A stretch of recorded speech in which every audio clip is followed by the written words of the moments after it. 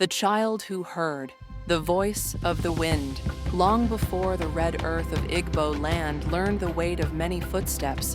Before the Iroko trees bent their heads to passing generations, there lived a small village called Umuagu, a place where the wind was believed to carry messages from the unseen world. In Umuagu, children were taught early never to mock the wind. The wind is older than the oldest elder, the people said. It listens and it speaks.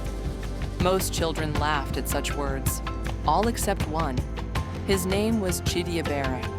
Chidiebere was a quiet child, born on a night when the Harmattan wind blew without rest, rattling rooftops and whispering through raffia doors.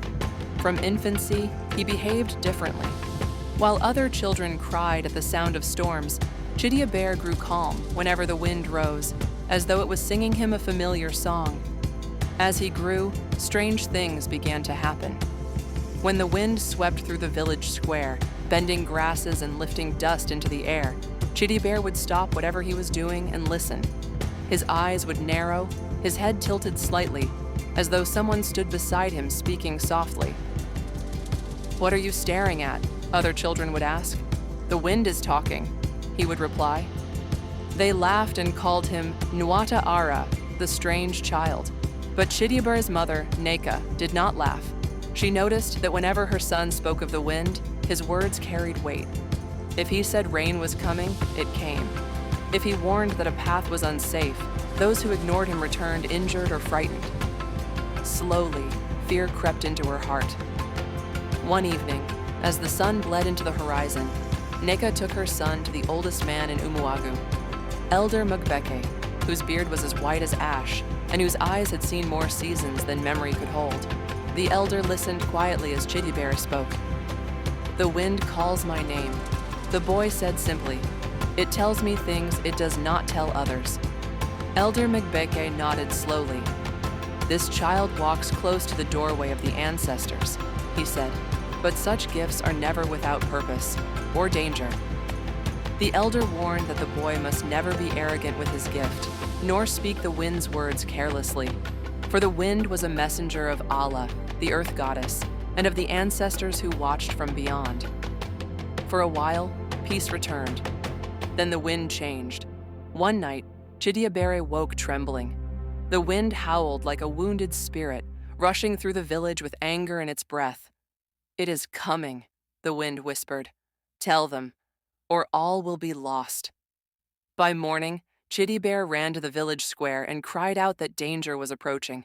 Something buried beneath the land, something awakened by greed and neglect of sacred laws. The villagers scoffed.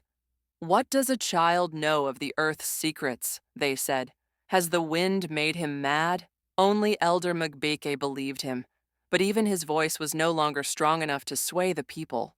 Days later, the earth shook. The sacred stream dried overnight. Crops withered.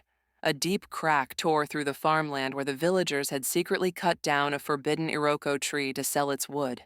Fear gripped Umuagu. The people remembered the child. They came to Chidiebere, heads bowed, voices low. "What must we do?" they asked. Chidiebere closed his eyes, listening as the wind brushed against his skin, soft now, sorrowful. "The ancestors demand remembrance," he said. "The land demands respect." Under his guidance, the villagers performed cleansing rites, returned what they had stolen from the sacred grove, and offered kolanut and palm wine to the earth. For 7 nights, the wind circled Umuagu, whispering prayers into the soil. On the 8th morning, rain fell.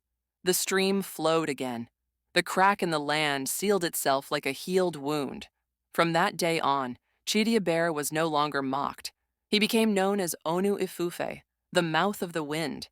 Yet he remained humble, knowing the voice he heard was not his own, but a reminder that the land speaks, and only those who listen truly hear.